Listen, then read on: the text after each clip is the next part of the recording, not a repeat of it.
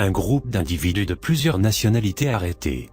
Les mis en cause étaient en possession de photos de structures sécuritaires algériennes et d'une importante somme d'argent en euros.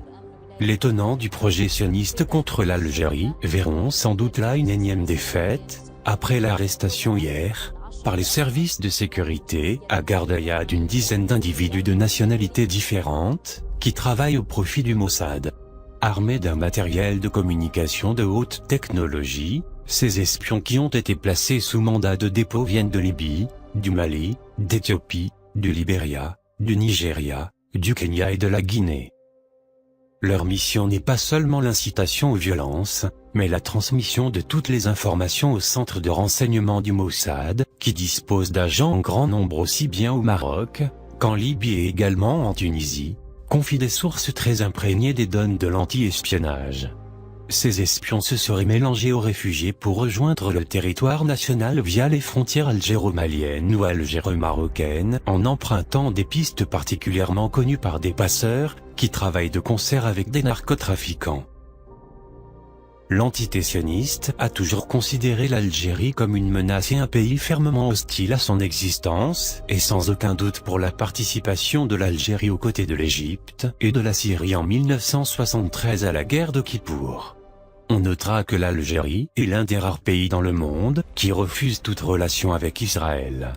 Les principes diplomatiques et historiques de l'Algérie nourrissent une culture anticoloniale, d'où cette solidarité avec la Palestine. Sous le règne de Chadli Ben Jedid, l'Algérie a été le premier pays à reconnaître l'État de Palestine. Elle payera cher cette reconnaissance avec une décennie noire, qui débutera par l'assassinat de Mohamed Boudiaf en 1992. Mais un autre motif est redouté par l'entité sioniste, ce sont à ne pas en douter, ses relations avec l'Iran. Avec l'avènement de ce qu'on appelle le printemps arabe, le Mossad pense avoir trouvé une aubaine pour s'infiltrer sur le territoire, en envoyant des émissaires peu informés sur les capacités des services de sécurité et qui sont à chaque fois démasqués. Les provocations ont commencé déjà avec l'histoire des Sukhoi et MiG-29 que l'Algérie avait acheté à l'enquête, avait déterminé selon le quotidien El Khabar que le service du Mossad israélien aurait mis la main sur le dispositif de transmission de données de ces avions de combat. Des manipulations qui auraient permis au service d'espionnage israélien d'obtenir toutes les informations liées au mouvement de ces MiG-29 pendant leur utilisation par les pilotes algériens. La même source indique que les services de contre-espionnage algériens ont demandé aux autorités fédérales par des canaux diplomatiques le volume d'informations sensibles que l'espion concerné aurait pu recueillir sur les armes destinées à l'Algérie. Il apparaît de plus en plus évident qu'Israël s'intéresse de très près aux contrats d'armement passés par le ministère de la Défense avec la Russie, comme la modernisation de la flotte de la marine ou les avions de chasse MiG-29 et les Sukhoi Su-30. Derrière cette tromperie un certain Vadim Liderman, l'attaché militaire de l'ambassade d'Israël à Moscou, qui a été expulsé pour espionnage. Dans son édition à ce propos, la même source soulignait que l'information n'était pas inconnue du département du renseignement et sécurité algérien, sur le qui-vive depuis pas mal de temps. Elle a conduit les limiers du département du contre-espionnage à rouvrir le dossier des 15 avions de combat MiG-29 SMT, renvoyés, en 2008, en Russie et surtout demander aux autorités fédérales russes des précisions sur l'espion Vadim Liderman et le réseau d'espionnage israélien en Russie.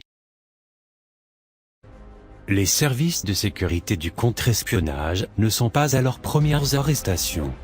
En 2013, 3 Marocains suspectés d'espionnage pour le compte d'Israël avaient été arrêtés en Algérie, alors qu'en 2014, c'est un Marocain originaire de la ville de Nador, qui avait été arrêté à Annaba, où il avait été poursuivi pour atteinte à la sécurité de l'État algérien et espionnage.